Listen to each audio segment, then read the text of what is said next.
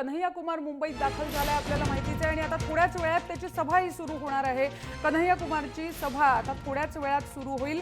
त्यापूर्वी मुंबईत चैत्यभूमीवर कन्हैया कुमार गेला आणि डॉक्टर बाबासाहेब आंबेडकर यांना त्यांनी अभिवादन केलं आणि त्याची सभा जी आहे टिळकनगरच्या आदर्श स्कूलमध्ये होणार आहे।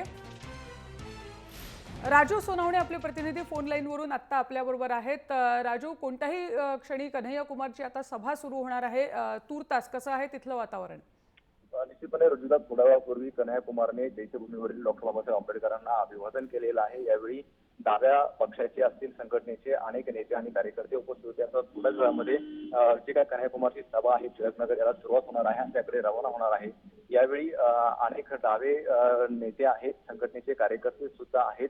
हा कार्यक्रम जो आहे तो 2 वाजता सुरू होणार आहे। कन्हैया कुमारच्या भाषणाच्या पूर्वी जे काही डाव्या विचारसरणीचे नेते आहेत त्यामध्ये आनंद पटवर्धन असतील, तिस्ता पेटेलवाड असतील, सगळ्यांची भाषणं होणार आहे आणि 4 वाजता कन्हैया कुमार याच्या भाषणाला सुरुवात होणार आहे। मात्र या भाषणामध्ये नेमकं कन्हैया कुमार काय बोलणार आहे, त्याचप्रमाणे भारतामध्ये अनेक ठिकाणी कन्हैया कुमारची भाषणं झालेली आहे त्यावेळी हिंदुत्ववादी संघटनांनी विरोध केला आहे।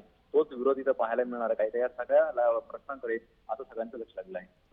नक्कीच राजू, नागपूरमध्ये आपण बघितलं ज्या पद्धतीने राडा किंवा ही सभा होऊ नये यासाठीचा प्रयत्न झाला होता। नागपूरमध्ये जेव्हा कन्हैया कुमार होता, आज मुंबईतली म्हणजे राज्यातली ही दुसरी सभा आहे। सुरक्षेच्या दृष्टीने काय व्यवस्था दिसते आहे? निश्चितपणे पोलिसांनी चोख बंदोबस्त ठेवलेला आहे। एअरपोर्ट पासूनच पोलीस फोर्स जो आहे तो तैनात केलेला आहे।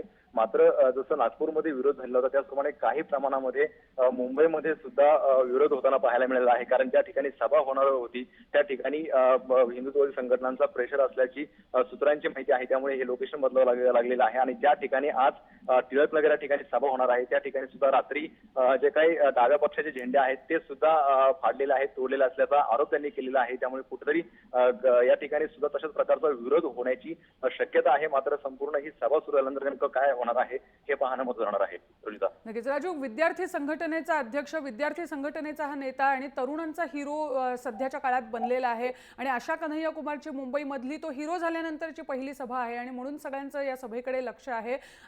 उपस्थित जो श्रोते वर्ग आहे त्याविषयी काय, मग कोण या सभेला येणार आहे? निश्चितपणे जर पाहिलं आपण का देशद्रोहाचा आरोप झाल्यानंतर पहिल्यांदाच मुंबईमध्ये येतो आहे आणि सगळ्यात जर जास्त आकर्षक असते तरुण वर्ग यांच्याकडे आकर्षित आहे। तोही डाव्या विचारसरणीचा जो काही तरुण वर्ग आहे तो मोठ्या प्रमाणावरती आकर्षित झालेला आहे। त्याचप्रमाणे काही आंबेडकरवादी जो विचारसरणीचा आहे तोही प्रमाणामध्ये आकर्षित झालेला पाहायला मिळतोय। एकंदरीत पाहिलं तर तू म्हटल्याप्रमाणे आता तो तरुणांमध्ये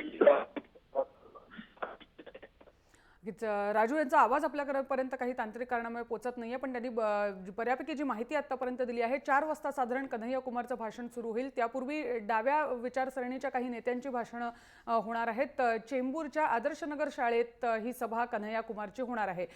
राजू, धन्यवाद तुम्ही दिलेल्या या सविस्तर माहितीसाठी।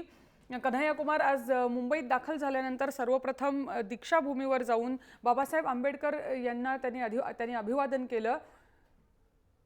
जागोजागी कन्हैया कुमारला लोकांचा गराडा पडताना आपल्याला दिसतो आहे आणि पोलिसांनीही कडक बंदोबस्त त्याच्या सभेच्या दृष्टीने ठेवलेला आहे।